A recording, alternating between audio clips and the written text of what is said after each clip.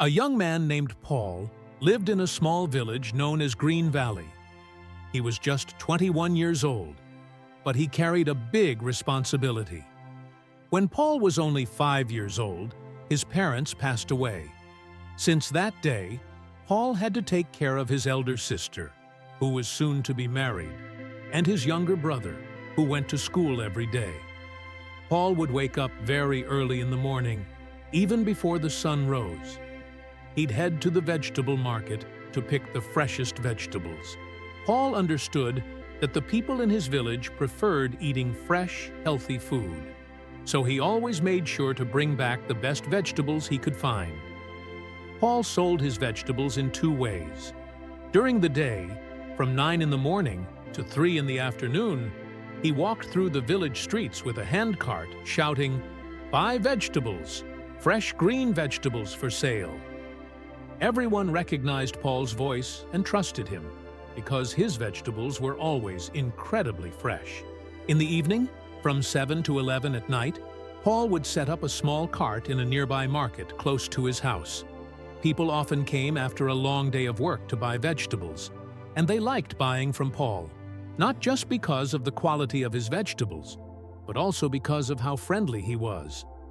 Even though there were 2 other vegetable sellers in the same area, villagers still preferred to buy from Paul. His vegetables cost a little more, but no one minded, because they knew they were getting the freshest produce around. Paul worked tirelessly every single day, just to make sure his family had food and that his sister could be married off happily. He knew his parents would have been proud of the way he managed things, just like they had taught him when they were still alive. Paul's growing success didn't go unnoticed. The other 2 vegetable sellers, Mr. Smith and Mrs. Brown, who also had their stalls nearby, began feeling jealous. They were upset because even though their prices were lower, people still chose to buy from Paul. Whenever Paul passed by with his cart full of fresh greens, they would mutter under their breath. "How does he do it?" Mr. Smith grumbled. "His vegetables are so expensive, yet everyone buys from him." Mrs. Brown would nod and say, "It's not fair. We work just as hard, but no one notices us." One day, curious and frustrated, Mr. Smith and Mrs. Brown decided to follow Paul quietly as he moved through the village. They watched how he greeted every customer with a smile, always offering the best vegetables first. People chatted with Paul, asked about his day, and he always listened patiently, making sure they left with what they needed. Mr. Smith and Mrs. Brown tried mimicking Paul's friendliness, and even started shouting louder to attract customers. But it didn't work. Villagers still walked past them and went to Paul instead. Growing more angry and bitter, Mr. Smith and Mrs. Brown began whispering about ways to ruin Paul's reputation and drive him out of the village. Little did they know, their jealousy was about to spark a plan that would change everything, for Paul and for the entire village. Every day, as Paul went around selling vegetables, he noticed an old woman who stopped to ask about prices but never bought anything. She lived alone in a tiny cottage, and Paul often wondered about her. One evening, after packing up his cart, Paul saw her again. This time, he approached her. "Ma'am," Paul said kindly, "I see you every day asking about the vegetables but never buying any. Is something wrong?" The old woman looked at him with sad eyes. "Oh, young man," she said, "your vegetables are the best in the village, but I have no family. I live by begging, and I simply can't afford them." Paul felt a sharp pang of sympathy. "From now on, ma'am, come to my cart every night before I close. I'll give you whatever is left for free. It's the least I can do." The old woman hesitated. "Oh no, dear boy. I can't take them for free.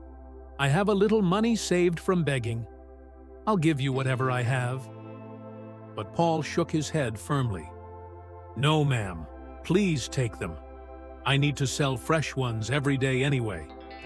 You'd actually be helping me." Moved by his kindness, The old woman finally agreed.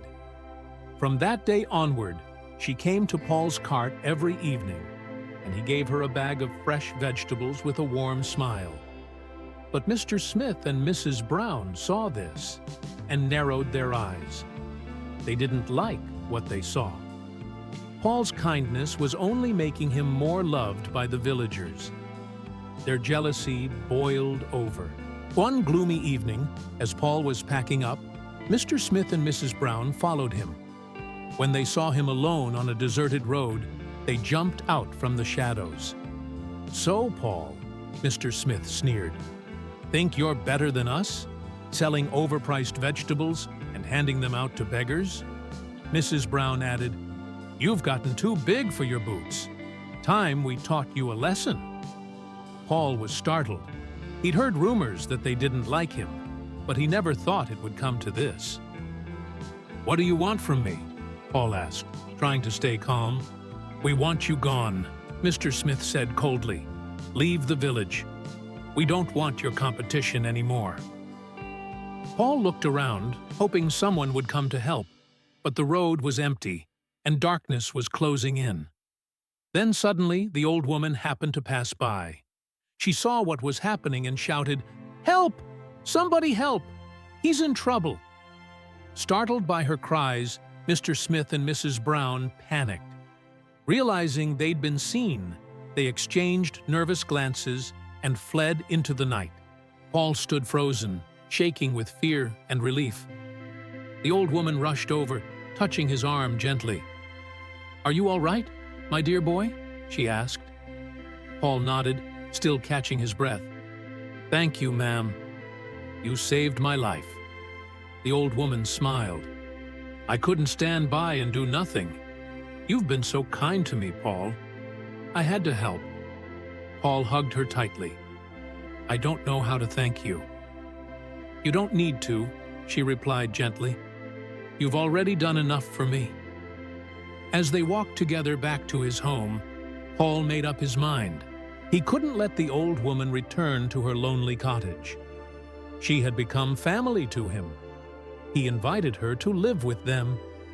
At the doorstep, he looked at her and said, "You've become like a mother to me.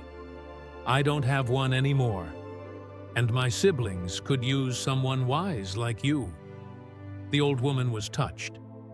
"That's very kind of you, but I don't want to be a burden."